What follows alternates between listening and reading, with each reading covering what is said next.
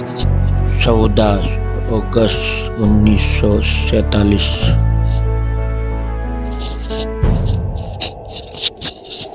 14 अगस्त की शाम को जब जवाहरलाल नेहरू, इंदिरा गांधी और पद्मा नायडू के साथ अपने घर पर बैठे थे और आजादी के भाषण की तैयारी कर रहे थे, तभी उनके फोन की घंटी बजती है और फोन उठाते ही नेहरू जो खबर सुनते हैं उससे उनका चेहरा लाल पड़ जाता है, आंखों में आंसू आ जाते हैं और शरीर में सिहरन पैदा होने लगती है। साथियों, 14 अगस्त 1947 रात के 12 बजे जब पूरी दुनिया के लोग चैन की नींद सो रहे थे, तब भारत की आजादी का वो सुनहरा अध्याय लिखा जा रहा था जिसका हम पिछले कई दशकों से बेसब्री से इंतजार कर रहे थे।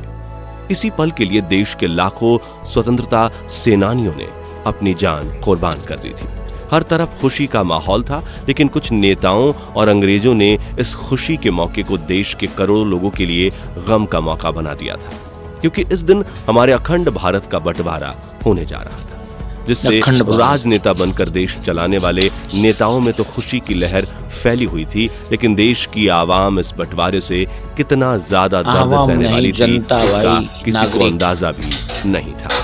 अखंड भारत के हिंदुस्तान और पाकिस्तान के इस बंटवारे का दर्द वही लोग समझते हैं जिन्हें रातों रात अपना घर छोड़ना पड़ा था, जिन्होंने अपनों को खोया था, जिन्होंने अपने देश को खो दिया था और जो सड़क पर पड़े दर्द से तड़प रहे थे और अपनी जान की भीख मांग रहे थे, लेकिन सुनने वाला कोई नहीं था।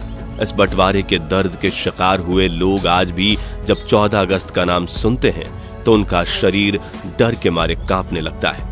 तो साथियों, आखिर क्या हुआ था 14 अगस्त 1947 की उस काली रात को, जिससे देश के करोड़ों लोगों ने आजादी की काफी बड़ी कीमत चुकाई थी। जानने के लिए आइए डालते हैं इतिहास के सबसे काले दिन पर एक नजर।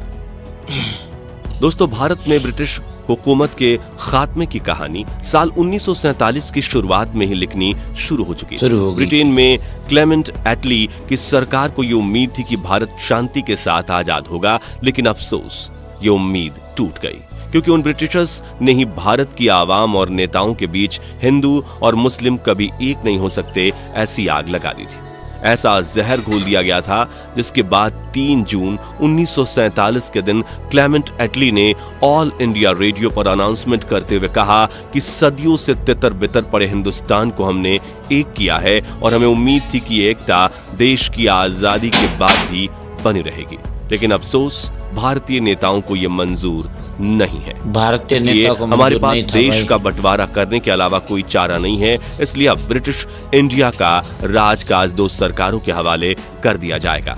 जिसके तुरंत बाद पंडित जवाहरलाल नेहरू ने भी एक भाषण दिया था और कहा कि ब्रिटिश सरकार ने देश के कुछ हिस्से को भारत से अलग करने का प्रस्ताव देते हुए हिंदुस्तान को आजाद करने की बात रखी है और हमने उनकी ये बात मान ली है।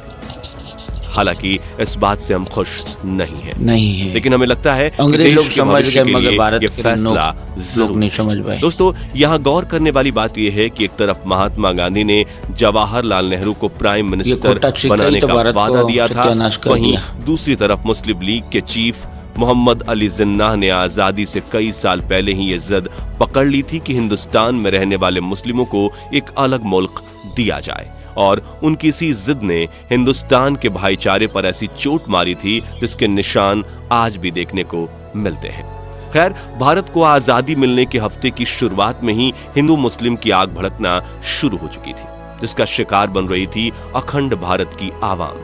14 अगस्त की शाम को जब जवाहरलाल नेहरू, इंदिरा गांधी और पद्मा नायडू के साथ अपने घर पर बैठे थे और आजादी के भाषण की तैयारी कर रहे थे, तभी उनके फोन की घंटी बजती है और फोन उठाते ही नेहरू जो खबर सुनते हैं उससे उनका चेहरा लाल पड़ जाता है, आंख में आंसू आ जाते हैं और शरीर में सिहरन पैदा होने लगती है, क्योंकि लाहौर के एक नए प्रशासन ने हिंदू और सिखों के इलाकों के पानी की सप्लाई काट दी थी, जिससे लोग प्यास से तड़प रहे थे और जो पानी के लिए अपने घर से बाहर निकल रहा था उसे उसी वक्त मोदी कर रहा है, वो सही कर रहा है ना भाई। और यहाँ से शुरू होने वाले दंगे देखते ही देखते पूरे भारत में फैल रहे थे।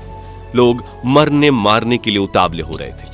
तभी नेहरू फोन रखकर इंदिरा से कहते हैं कि आखिर मैं अपने 15 अगस्त के भाषण में ये कैसे कह सकता हूं कि मैं खुश हूं, जबकि मेरा लाहौर जल रहा है, तो इंदिरा उन्हें कहती हैं कि फिलहाल आप अपने आज रात के भाषण पर ध्यान दीजिए, क्योंकि बस ऐसे लाहौर मौके जल पर रहा है, देश के उसको करोड़ों तकलीफ है, लोग मगर उनके भारत में प्राइम क्या मिनिस्टर होता है, की वो तकलीफ आवाज नहीं था सुनने के लिए जवाहरलाल तरस रहे नेहरू थे। हालांकि नेहरू का दिल अब टूट चुका था, लेकिन फिर भी 11:55 पर नेहरू संसद के सेंट्रल हॉल में भाषण देना शुरू करते हैं। उन्होंने कहा कि हमने नियति के साथ एक वादा किया था और अब समय आ गया है कि हम अपना वादा पूरा करें, शायद पूरा नहीं, लेकिन जहां तक हो सके वहां तक। आगे नेहरू ने कहा कि हम प्रायः जो प्रतिज्ञा, जो संकल्प अब तक करते आए हैं, उसे निभाने के लिए हमें बहुत कुछ करना होगा। आज रात 12 बजे जब पूरी दुनिया सो रही होगी, तब भारत जीवन और स्वतंत्रता की नई और उजली चमकती सुबह के साथ उठेगा। ट्रस्ट विद डेस्टिनी नाम के नेहरू के इस भाषण को सुनकर लोग खुशी से झूम रहे थे।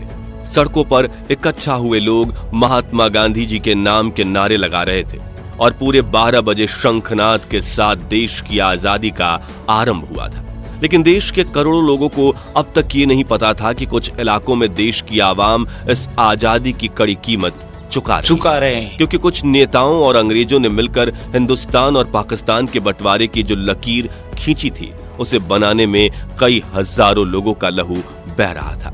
लाखों लोगों को 14 अगस्त की उस काली रात को ही अपने घर से बेघर होना पड़ा था। लेकिन हिंदुओं का भारत में आना और मुस्लिमों का पाकिस्तान में जाना उतना भी आसान नहीं था। हजारों लोगों से खचाखच भरी ट्रेन में चढ़ने के लिए लोग एक दूसरे को धकेलते हुए आगे बढ़ रहे थे।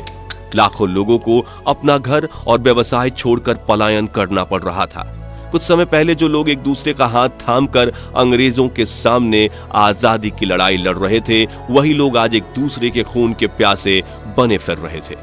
भारत के इतिहास की इस सबसे काली रात में लगातार बारिश हो रही थी, कई इलाकों से बिजली जा चुकी थी, बदले की आग में प्यासे फिर रहे लोगों के हाथों में हथियार थे, वे बेधड़क होकर कत्ल किए जा रहे थे।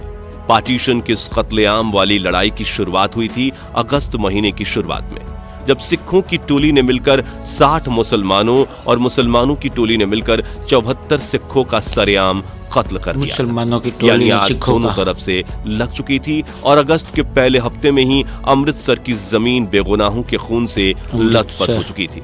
पार्टीशन के इस जंग में अपनों की ही जान ले रहे थे, लेकिन ये तो बस शुरुआत थी, क्योंकि आगे जो होने वाला था वो इतना खौफनाक था कि सुनकर आपके पैरों तले की जमीन खिसक जाएगी। तो दिल्ली से पाकिस्तान के लाहौर जाने वाली एक ट्रेन शुरू की जाती है, जिसमें पाकिस्तान जाने वाले सरकारी अफसर मौजूद थे।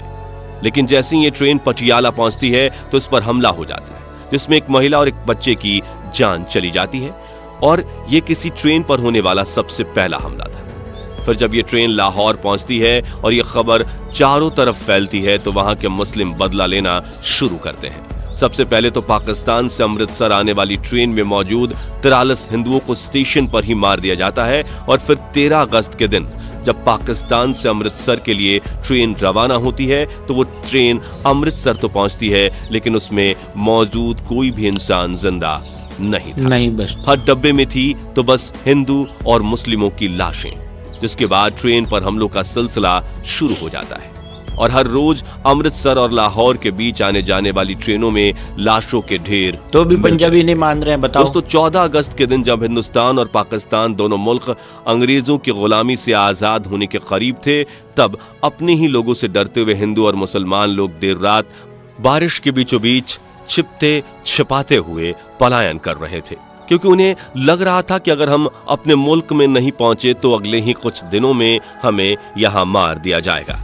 लेकिन जहां पाकिस्तान से हिंदुस्तान आने वाले हिंदू और सिख लोगों को देखते ही मार दिया जा रहा था, वहीं हिंदुस्तान से पाकिस्तान जा रहे मुस्लिमों को भी तलवारों से काटकर लहूलुहान किया जा रहा था। इसी वजह से हर तरफ भगदड़ मच चुकी थी और इस काली रात में हजारों लोगों ने अपनी जान गंवाई।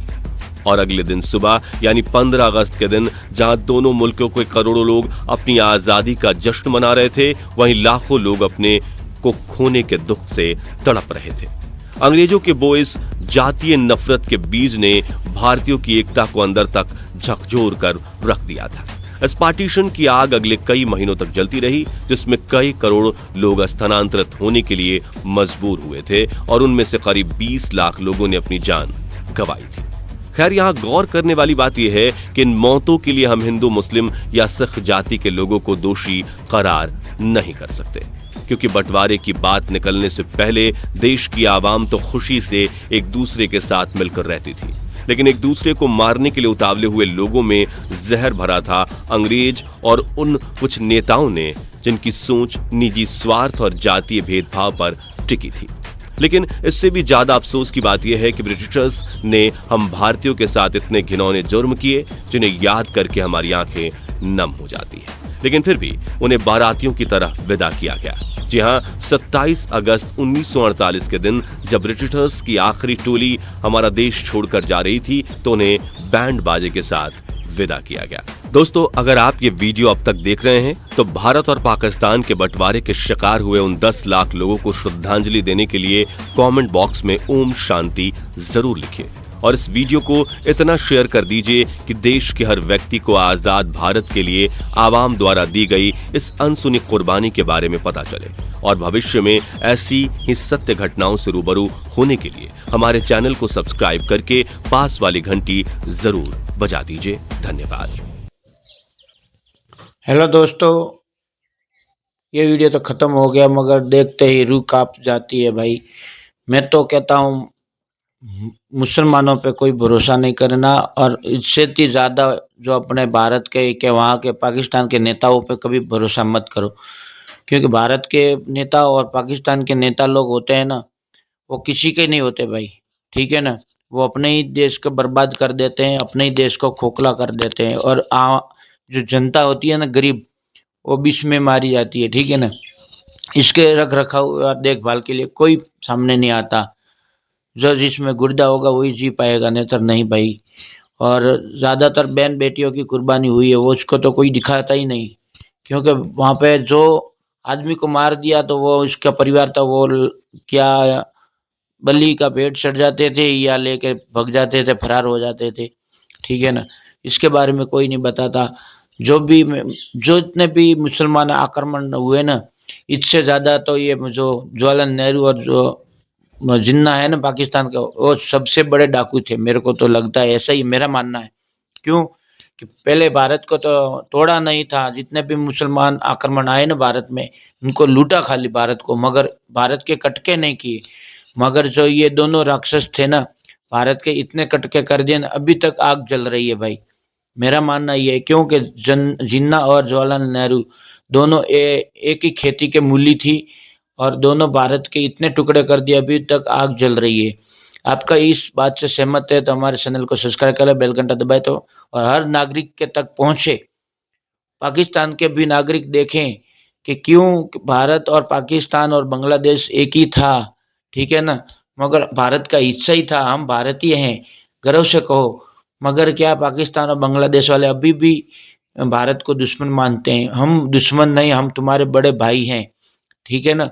तुम हमारे में से निकले हुए हो, हमारे छोटे भाई हो, मगर आज भी तुम लोगों को नेता लोग बहलाते हैं, फुसलाते हैं। तुम अपने भाई के एक दूसरे को मार काटने के लिए तैयार हो जाते हो। देखो, हम पड़ोसी हैं, भाई भाई हैं। कौन भाई अलग जुदा नहीं होते, होते हैं, मगर भाई भाई मिल के रहना चाहिए, ठीक है ना। तो ये वीडियो आपको पसंद आए तो हमारे चैनल को सपोर्ट करें और ऐसा वीडियो आते लाते रहेंगे जब तक ले जाए श्री राम।